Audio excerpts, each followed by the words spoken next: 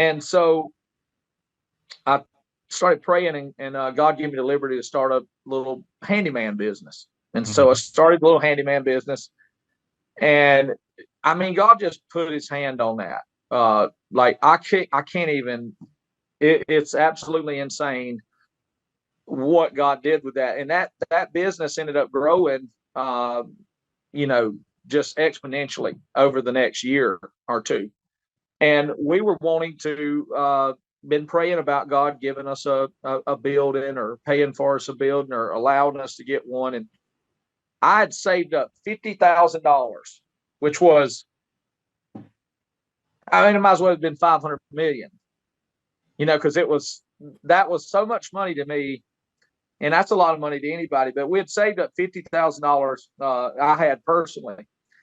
And I was telling the Lord, I said, Lord, you know, I really want to, you know, be able to get us in our own place. And God said, you got $50,000. Yeah. And I was like, well, yeah, but I got $50,000. Yeah. Yes. And that's all we had. I mean, we didn't have like 50,000 and then we had money over here. I mean, we had $50,000, man. Why? And God said, well, you got $50,000. That's the vision that you have. And so I just felt like led to just go down to the church, and I wrote a check for $50,000. I went down to the church and I told them, I said, we're going to go and we're going to build our own place. We're not going to borrow no money. And I'm going to put the first $50,000 in the plate. And I mean, God just stepped in. As soon as that happened, God stepped in. We bought 4 acres of property.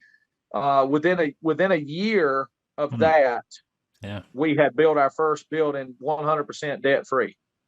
Awesome. And the church grew a little more. You know, we started having 30, 40 people. And we're in Greenwood's real rural area.